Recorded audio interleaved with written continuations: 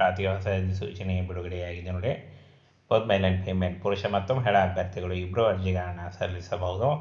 ಸಂಪೂರ್ಣವಾಗಿ ಕಾಯಂ ಉದ್ಯೋಗಗಳಾಗಿರ್ತವೆ. ಹಾಗೆ ಕರ್ನಾಟಕದಲ್ಲೂ ಕೂಡ ಹುದ್ದೆಗಳಿದ್ದಾವೆ.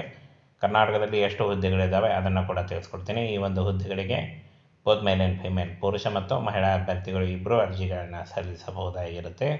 ಸಂಪೂರ್ಣವಾಗಿ ಕಾಯಂ ಉದ್ಯೋಗಗಳು ಹಾಗೆ ಸರ್ಕಾರಿ ಉದ್ಯೋಗಗಳಾಗಿರ್ತವೆ ನೋಡಿ. ಇನ್ನು ಒಟ್ಟು ಟೋಟಲಾಗಿ 500 ಹುದ್ದೆಗಳಿದ್ದಾವೆ ನೋಡಿ. 500 ಹುದ್ದೆಗಳಿದ್ದಾವೆ. ಹಾಗೆ ಕಚೇರಿ ಸಹಾಯಕ ಮತ್ತು ಪಿಯೋನ್ ಹುದ್ದೆಗಳಿಗೆ ನೇಮಕಾತಿ ನಡೀತಾ ಇದೆ. ಆನ್ಲೈನ್ ಮೂಲಕ ಈ ಒಂದು ಅಫಿಷಿಯಲ್ ವೆಬ್ಸೈಟ್ಗೆ ಹೋಗಿ ನೀವು ಅರ್ಜಿಗಳನ್ನು ಸಲ್ಲಿಸಬಹುದು. ಈ ಒಂದು ಅಫಿಷಿಯಲ್ ವೆಬ್ಸೈಟ್ನ ನೇರ ಲಿಂಕು ವಿಡಿಯೋ ಡಿಸ್ಕ್ರಿಪ್ಷನ್ ಬಾಕ್ಸಲ್ಲಿರುತ್ತೆ ನೋಡಿ. ಅಲ್ಲಿ ಹೋಗಿ ನೀವು ಡೈರೆಕ್ಟಾಗಿ ಅರ್ಜಿಗಳನ್ನು ಸಲ್ಲಿಸಬಹುದು. ಬ್ಯಾಂಕ್ ಆಫ್ ಬರೋಡಾದಿಂದ ನೇಮಕಾತಿ ಆಗಿರುತ್ತೆ. ಒಟ್ಟು 500 ಹುದ್ದೆಗಳು. ಹಾಗೇನ ಅಖಿಲ ಭಾರತದಿಂದ ನೇಮಕಾತಿ ಆಗಿರುತ್ತೆ. ಕರ್ನಾಟಕದಲ್ಲೂ ಕೂಡ ಹುದ್ದೆಗಳಿದ್ದಾವೆ. ಕಚೇರಿ ಸಹಾಯಕ ಮತ್ತು ಪಿಯೋನ್ ಹುದ್ದೆಗಳು ಇನ್ನು 19,000ದಿಂದ 37,815 ರೂಪಾಯಿ ಪರ್ ಮಂತ್ ಸ್ಯಾಲ್ರಿ ಆಗಿರುತ್ತೆ ನೋಡಿ. ಹಾಗೇನ ಈ ಒಂದು ಹುದ್ದೆಗಳು ಸಂಪೂರ್ಣವಾಗಿ ಕಾಯಂ ಉದ್ಯೋಗಗಳಾಗಿರ್ತವೆ ನೋಡಿ. ನಿಮ್ಮ ಸ್ಕ್ರೀನ್ ಮೇಲೆ ಕಾಣಿಸ್ತಾ ಇದೆ. ಎಲ್ಲ ಒಂದು ಸ್ಟೇಟ್ಗಳಲ್ಲೂ ಕೂಡ ನೇಮಕಾತಿ ನಡೀತಾ ಇದೆ.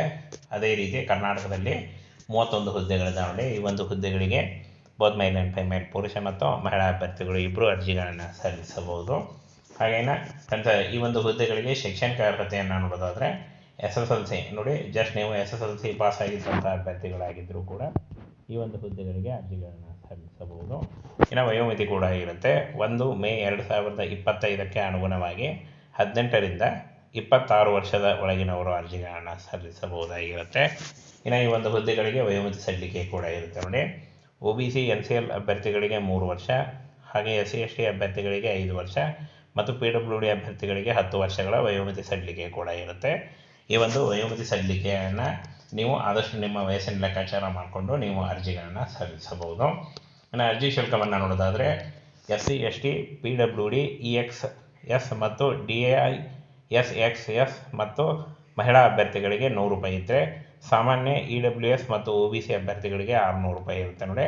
ಈ ಒಂದು ಫೀಸನ್ನು ನೀವು ಆನ್ಲೈನ್ ಮೂಲಕ ಕೂಡ ಪಾವತಿಯನ್ನು ಮಾಡಬಹುದಾಗಿರುತ್ತೆ. ಹಾಗೆ ಇನ್ನು ಪ್ರಮುಖ ದಿನಾಂಕಗಳನ್ನು ನೋಡೋದಾದರೆ 3/5/2025ರಿಂದ ಅಂದರೆ ಇವತ್ತಿನಿಂದಾನೇ ಅರ್ಜಿ ಸಲ್ಲಿಕೆ ಶುರುವಾಗಿದೆ.